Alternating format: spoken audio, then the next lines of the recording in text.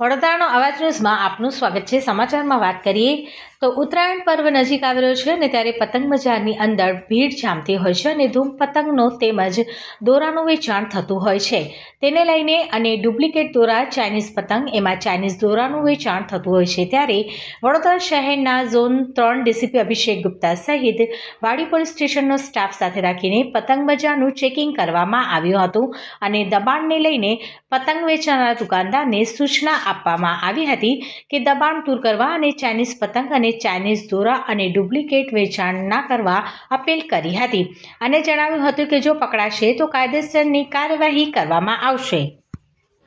આગામી 14 જાન્યુઆરી ઉત્તરાયણનો તહેવાર છે, તે નિમિત્તે આપણા રિસ્પેક્ટેડ કમિશનર સાહેબ અને રિસ્પેક્ટેડ એડિશનલ કમિશનર સાહેબના સૂચનાઓ અનુસાર અહીંયા જે રસ્તાઓ ઉપર આ લોકો દુકાન બહાર ખેંચી લે છે, જેના કારણે વાહનને અવરજવરમાં નુકસાન થાય છે, તકલીફ પડે છે।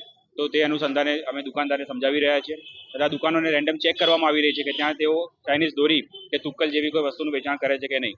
અને શહેરીજનોને પણ એ જ કહેવા માંગુ છું કે ચાઇનીઝ દોરી, તુક્કલ જેવી વસ્તુનો ઉપયોગ કરવો ટાળવો, કારણ કે આ વસ્તુ ઉપર બેન કરવામાં આવેલું છે અને આ વસ્તુઓ કોઈ વ્યક્તિ કે કોઈ પશુ પક્ષીનું જીવ લઈ શકે છે। તો જેથી આ વસ્તુનું જો ક્યાંય વેચાણ થતું આપણે ધ્યાને આવે તો પણ તુરંત પોલીસનો સંપર્ક કરવો અને આ વસ્તુના વેચાણ પર જ નહીં પરંતુ તેના વપરાશ પર પણ બેન છે અને ગુનો દાખલ થઈ શકે છે। તો જેથી આ બધી વસ્તુઓનું વેચાણ ન થાય, જે બેન વસ્તુઓ છે જેવી કે ચાઇનીઝ દોરી, ચાઇનીઝ તુક્કલ, તો તે બાબતે અમે એમને સમજાવી પણ રહ્યા છીએ અને સાથે સાથે અમે દુકાનો રેન્ડમલી ચેક પણ કરી રહ્યા છીએ અને દુકાનો જે રસ્તા ઉપર આવી ગઈ છે તેને અમે અંદર ખસેડવા માટે પણ એમને જાણ કરી રહ્યા છીએ।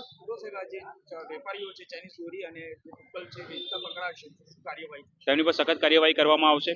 જે પણ કાયદાકીય રીતે ગુના દાખલ કરવામાં આવે છે અને હમણાં જ પાણી ગેટમાં અને અન્ય પોલીસ સ્ટેશન વિસ્તારમાં જે ગુના દાખલ કરવામાં આવ્યા છે તેવી રીતે સખત કાર્યવાહી પોલીસ હાથ ધરશે।